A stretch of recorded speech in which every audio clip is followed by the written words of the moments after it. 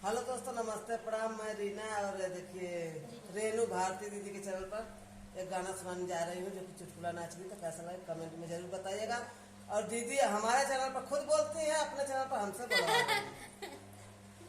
बाल माना दान होगा मानाया नया आई गए, बाल माना दान होगा मानाया नया आई गए।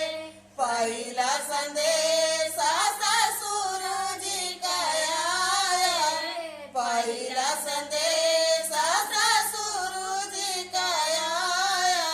ओ नहु के पीटब जैसे, ओ नहु के पीटब जैसे, रार जुराई हो गवाना नया आई गए। बाल माना दान हो गवाना नया आई गए, बाल माना दान हो गवाना नया आई गए।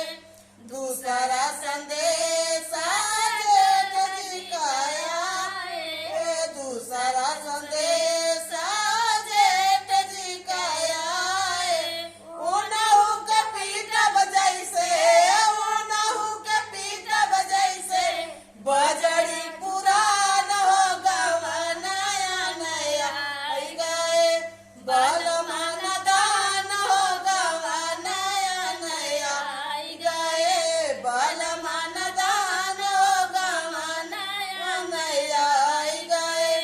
तीसरा संदेश देवर जी का आया, तीसरा संदेश देवर जी का आया।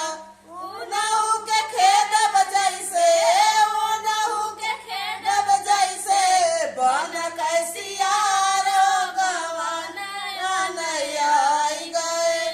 बाल माना दान हो गवाना नया आई गए, बाल माना दान हो गवाना नया आई गए।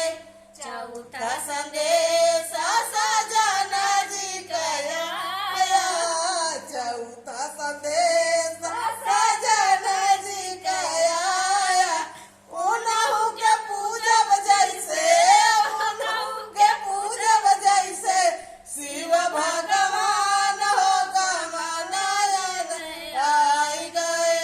बाल माना दान हो गवाना नया आई गए, बाल माना दान हो गवाना नया आई गए। भैया लोग चैनल पर सपोर्ट कर गाना इतना खींच खींच गावे पहला कर जो फाट जाता है मगर तब वो लोग ना सपोर्ट कर रहा। आप लोग ज्यादा से ज्यादा वीडियो को शेयर करिए और लाइक कमेंट जरूर करिए। और दीदी इतना मेहनत करती है बेचारी, इनके भी चैनल का ज्यादा से ज्यादा सपोर्ट करिए। हमारा कम करिए भले। हमारे चैनल का नाम है रीना यादव 2046। तो ज्यादा से ज्यादा सपोर्ट करिए दीदी का। धन्यवाद।